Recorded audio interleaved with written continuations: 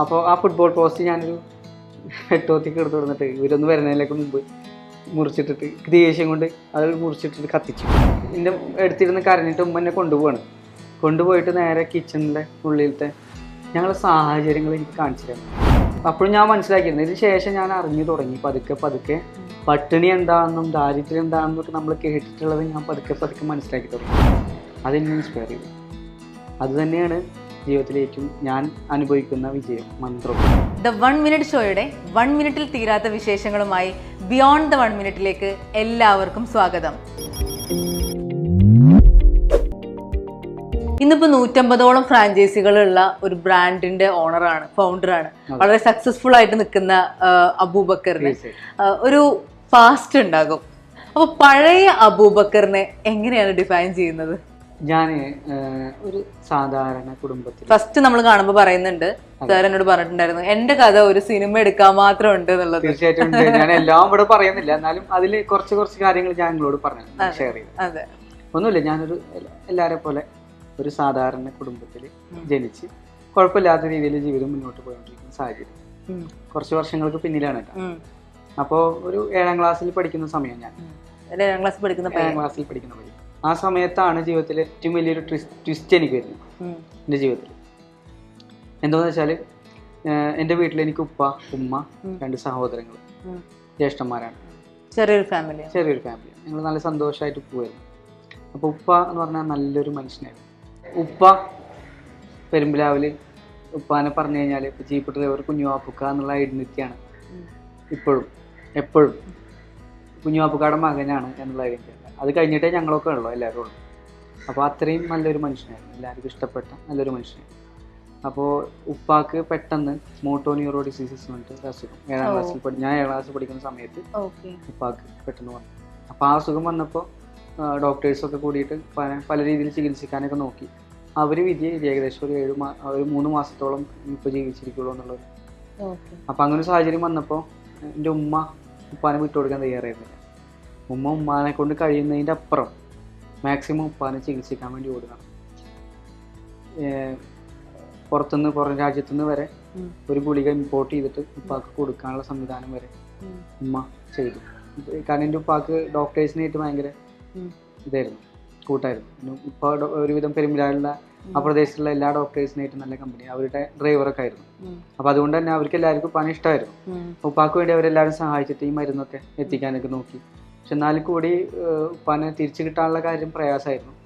ഏകദേശം ഒരു 3 മാസം എന്നുള്ളിടത്തു നിന്ന് എൻ്റെ ഉമ്മ നോക്കിയിട്ട് വെല്ലൂര് മറ്റേ CMC ഹോസ്പിറ്റലിലൊക്കെ എൻ്റെ ഉമ്മ കൊണ്ടുപോയിട്ട് ഒറ്റയ്ക്ക്, ആ സമയത്ത് ചെറുപ്പമാണ് ഉമ്മ, എന്നാൽ കൂടി എൻ്റെ ഉപ്പാനെ കൊണ്ടുപോയിട്ട് ചികിത്സിച്ചു.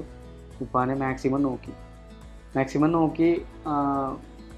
നോർമലി പ്രശ്നങ്ങളൊന്നും ഇല്ലാതെ പോകുന്ന ഒരു കുടുംബത്തിലൊരു അസുഖം വന്നാലുള്ള സാഹചര്യം നിങ്ങൾക്ക് അറിയാലോ, സാമ്പത്തികവും കാര്യങ്ങളും. ഉമ്മ നല്ലോണം തകർന്നു നിൽക്കുന്ന സമയത്താണെങ്കിലും ഫാമിലി സപ്പോർട്ടും എല്ലാവരും ഉണ്ടായിരുന്നെങ്കിൽ കൂടി ഉപ്പാനെ നമുക്ക് തിരിച്ചു പിടിക്കാനുള്ള സാഹചര്യം ഉണ്ടായില്ല.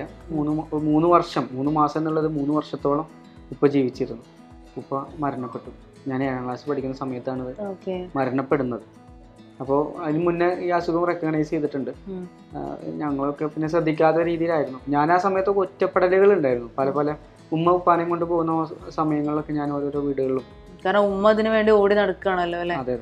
അപ്പോൾ ആ സമയത്ത് ഉമ്മാനെ ഒരിക്കലും നമുക്ക് ഉമ്മാക്കുള്ള കഥ വരുന്നുള്ളൂ. ഞാൻ അത്യാവശ്യത്തോളം ഒറ്റപ്പെടലുകൾ അനുഭവിച്ചിരുന്നു ആ സമയത്ത്. പല വീടുകളിലും ബന്ധുക്കളുടെ വീടുകളിലൊക്കെ ആയിട്ട് താമസിച്ചു. 3 വർഷം കഴിഞ്ഞപ്പോൾ ഉപ്പ മരണപ്പെട്ടു പോയോ? മരണപ്പെട്ടതാണ് ആദ്യത്തെ പ്രതിസന്ധി ഞാൻ കേൾക്കുന്നത്. 2 സഹോദരങ്ങൾ ഉണ്ടെങ്കിൽ കൂടി അവരൊക്കെ ഈ ജീവിതമാർഗത്തിന് വേണ്ടി പോകുന്ന സന്ദർഭങ്ങളായിരുന്നു. അങ്ങനെ കുടുംബത്തേക്കുള്ള ഇൻകം എങ്ങനെയായിരുന്നു? അപ്പോൾ ഇൻകം എന്ന് പറയുന്നത് ഉപ്പാടൊരു ഇൻകം തന്നെയായിരുന്നു. മറ്റു 2 പേരും പഠിക്കുകയായിരുന്നു. അപ്പോൾ ഈ ഉപ്പാക്ക് അസുഖം വന്ന സമയത്ത് മൂത്ത ജ്യേഷ്ഠൻ ഗൾഫിലേക്ക് പോയിരുന്നു. പക്ഷെ എന്നാൽ കൂടി അവിടുന്ന് വലിയൊരു ഇൻകം കിട്ടുന്ന സംവിധാനം അല്ല. അവിടെ പോയിട്ട് 1-2 ബുദ്ധിമുട്ടുകളിൽ വന്നിട്ട് ജോലിയൊക്കെ നമുക്കൊരു ഇൻകം കിട്ടുന്ന സോഴ്സൊക്കെ നിന്നു. ആളിവിടെ മതവിദ്യാഭ്യാസം കാര്യങ്ങളൊക്കെ ആയിട്ട് അതിൽ ഇൻട്രസ്റ്റഡ് ആയിട്ട് പോയിരുന്നു. അപ്പം ആ സമയത്താണ് ആളെ അങ്ങോട്ട് വിടുന്നത്, ഖത്തറിലേക്ക് വിടുന്നത്. അപ്പം അങ്ങനെ സന്ദർഭത്തിൽ പിന്നീട് അടുത്ത ഒരു സമയം എന്ന് പറയുന്നത്, ഞാൻ ഈ ഉപ്പ മരണപ്പെട്ടിട്ട് ഉമ്മ നമ്മളെ മതത്തിലൊക്കെ ഇദ്ദയിലിരിക്കുന്നു പറയും, എന്നുവെച്ചാൽ മറയിലിരിക്കുന്നു പറയും. ഉപ്പ മരണപ്പെട്ട് കഴിഞ്ഞാൽ സാധാരണ 40 ദിവസമൊക്കെയാണ്.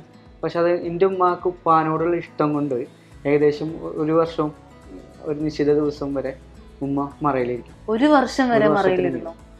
അപ്പൊ അത് മാൻഡേറ്ററി അല്ല, പക്ഷെ ഉമ്മാക്ക് ഉപ്പാനോട് ഇഷ്ടം കൊണ്ട് ഉമ്മ ഇരുന്നു വേറെ ആരെയും കാണാനൊന്നും പാടില്ല, മറയിലിരിക്കുന്നത്. പക്ഷെ ഈ സമയത്തൊക്കെ ഞാൻ ഒരു 7ാം ക്ലാസ്സിൽ പഠിക്കുന്ന കുട്ടിയാണല്ലോ.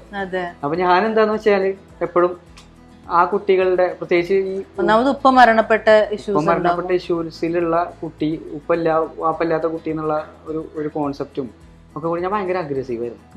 മലയാളത്തിൽ പറഞ്ഞാൽ എന്താ പറയാ, കുരുത്തക്കേട്. ആ സമയത്ത് ഭയങ്കര പ്രശ്നക്കാരായിരുന്നു നാട്ടില്. അപ്പൊ ഞാൻ 7ാം ക്ലാസ് പഠിക്കുകയാണെങ്കിലും ഒരു എക്സാമ്പിളായിട്ട് മറ്റുള്ളവരുടെ സൈക്കിളിന്റെ ടയർ കുത്തിപ്പൊട്ടിക്കുക, പിന്നെ അതേപോലെ ഇപ്പോഴും ഞാൻ ഓർക്കുന്നുണ്ട് അതിന് മാരക വീഴ്ച. ഈ പാടത്ത് ഫുട്ബോൾ കളിക്കുമ്പോ പിന്നെ ഞാൻ ഇതിന്റെ പ്രായത്തിനനുസരിച്ച് വളർച്ച ഹൈറ്റ് ഒന്നും ഉണ്ടായിരുന്നില്ല. അപ്പോൾ ഇതിന്റെ പ്രായത്തിലുള്ള കുട്ടികളെ കളിക്കാൻ പോയി കഴിഞ്ഞാൽ അവർ വലിയ ആളുകളെ കൂടെ കളിക്കും, ഞാൻ ചെറിയ ആളുകളെ കൂടെ. അപ്പൊ ചെറിയ കുട്ടികളെ ഞാൻ വലിപ്പം കൂടുതലായിട്ട് അവർ കളിക്കാൻ പറ്റില്ല. അപ്പോൾ ആ സമയത്തേക്ക് പ്രാന്താവും. കാരണം നമ്മൾക്ക് കളിക്കാനും ആകെ സ്കൂളിൽ വിട്ട് വന്നു കഴിഞ്ഞാൽ ഒരു എൻഗേജ്മെന്റുള്ള സമയം അതാണ്. അപ്പോൾ ആ സമയത്ത് ഇതിനൊന്നും പറ്റാണ്ട് നമ്മൾ ഒറ്റപ്പെടലുകളൊക്കെ ആ സമയത്ത് ഇങ്ങനെ അനുഭവിച്ചുകൊണ്ടിരിക്കുക. ഒരു ദിവസമൊക്കെ പ്രാന്തായിട്ട് ഞാൻ വന്നിട്ട് ഇവര് കളിക്കാൻ കൂട്ടാണ്ടായപ്പോൾ ഈ വലിയ ആളുകളൊക്കെ കുറിച്ചിട്ടുള്ള ഫുട്ബോൾ പോസ്റ്റ് കണ്ടിട്ടില്ലേ, ഈ പാടം മീൻസ് വയലിൽ. അപ്പോൾ ആ ഫുട്ബോൾ പോസ്റ്റ് ഞാനൊരു വെട്ടോത്തിക്ക് എടുത്തു കൊടുത്തിട്ട് ഇവരൊന്ന് വരുന്നതിലേക്ക് മുമ്പ് മുറിച്ചിട്ടിട്ട് ദേഷ്യം കൊണ്ട് അത് മുറിച്ചിട്ടിട്ട് കത്തിച്ചു. അത് സൈഡിൽ കൊണ്ടുപോയിട്ട് കത്തിച്ചു. അപ്പോൾ ആര് കാണാത്തോടത്ത് കൊണ്ടുപോയി. പക്ഷെ അടുത്ത വീട്ടിലൊരു ചേച്ചി അത് കണ്ടിരുന്നു, ആ പാടത്ത് സൈഡിൽ താമസിക്കുന്ന ഒരു ചേച്ചി. അപ്പോൾ ആ ചേച്ചി അവരോട് ഇവർ വന്ന് നോക്കുന്ന സമയത്ത് പറഞ്ഞു കൊടുത്തു, അത് ആ പൂക്കറാണ് ചെയ്തത് പറഞ്ഞു കൊടുത്തു. ഞാൻ നേരെ ഇത് മനസ്സിലായി, ഞാൻ ഇന്നെ അറിഞ്ഞിട്ടുണ്ട്. ഞാൻ നേരെ എൻ്റെ അമ്മായിയുടെ വീട്ടിൽ പോയി വിളിച്ചിരുന്നു. അമ്മായിയുടെ വീട്ടിൽ വിളിച്ചിരുന്നപ്പോൾ ഇവര് അറിഞ്ഞു ഞാൻ അവിടെ ഉണ്ട്. അപ്പം അമ്മായിയുടെ വീട് എൻ്റെ വീടും കൂടി ഏകദേശം 500 മീറ്റർ ദൂരമുണ്ട്. അമ്മായിയുടെ വീട്ടിലെ ഞാൻ ഉപ്പ വയ്യാണ്ട് എടുക്കുന്ന സമയത്തൊക്കെ താമസിക്കില്ല. അതുകൊണ്ട് തന്നെ എനിക്ക് എൻ്റെ അമ്മായി നല്ലോണം ഞാൻ നോക്കും. അപ്പോൾ എന്തുണ്ടെങ്കിലും അവിടെ പോയിരിക്കും. അപ്പോൾ ആ സമയത്ത് അമ്മായിയുടെ മകനുണ്ട്, അമ്മായിയുടെ മകൻ ഇവരൊക്കെ കൂടിയിട്ട് ഇവരെല്ലാവരും കൂടിയിട്ടാണ് കളിക്കാൻ പോവുക. അപ്പോൾ ഇവരെല്ലാവരും കൂടി എന്നെ നല്ലോണം നാണം കെടുത്തിയിട്ടൊക്കെ ആക്കിയിട്ട്, അമ്മായിയുടെ മകനല്ല മറ്റുള്ള ആളുകളെ കൂടിയിട്ട് എന്നെ നേരെ എൻ്റെ ഉമ്മയുടെ അടുത്ത് കൊണ്ടുപോയി കംപ്ലൈൻറ്റ് പറയാൻ വേണ്ടിയിട്ട്.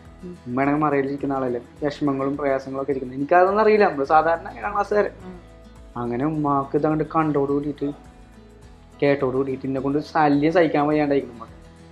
ഉമ്മ എന്നെ അങ്ങോട്ട് അടിച്ചു. ഇവരെ മുന്നിലിട്ടിട്ട് തന്നെ അങ്ങോട്ട് അടിച്ചടിച്ചിട്ട് എന്ത് ചെയ്ത് ഒരു ഹാളിലാണ് പൂട്ടിയിട്ടിട്ട്, വാതിൽ പൂട്ടിയിട്ട് ഇവരൊക്കെ പുറത്തുണ്ട്. ഞാൻ കൊല്ലാനാക്കുന്ന രൂപത്തിലും അടിച്ചിട്ട് ഇന്ന റൂമിൽ കൊണ്ടിട്ട് ഇട്ട് കൂട്ടിയിട്ട്. അപ്പൊ ഞാനിക്ക് ദേഷ്യവും വാശിയൊക്കെ ഇങ്ങനെ എല്ലാവരോടും എന്തിനാ അടിക്കണത് എന്തിനാന്നൊക്കെ അറിയില്ല. സംഭവം ഞാൻ കുരുത്തക്കേട് ചെയ്തിട്ടുണ്ട്. പക്ഷെ ഉമ്മ ഇങ്ങനെ അടിക്കുന്ന കാര്യം എനിക്കറിയില്ല. എങ്ങനെ നമ്മൾ നമ്മളൊക്കെ ഒരു കുട്ടികളെ അടിച്ച് ആ രൂപത്തിൽ എന്നെ അടിച്ചിട്ട് ഉമ്മ അവിടെ കൂട്ടിയിട്ടു. എന്നിട്ട് രാത്രിയാവുമ്പോൾ ഞാൻ കെടുക്കുകയാണല്ലോ, ഉമ്മ വന്നിട്ട് ഉമ്മ കരയായിരുന്നിട്ട്. അപ്പം ഇന്നും എൻ്റെ മനസ്സിൽ അത് പറയുമ്പോൾ എനിക്ക് ആ കാലഘട്ടത്തിലേക്ക് പോകുന്നുണ്ട്. അപ്പോൾ എനിക്കിപ്പോഴും എപ്പോഴും ഞാൻ മരിക്കണവരെ ഓർമ്മ ഉണ്ടാവും ആ ഒരു മൂമെന്റ്.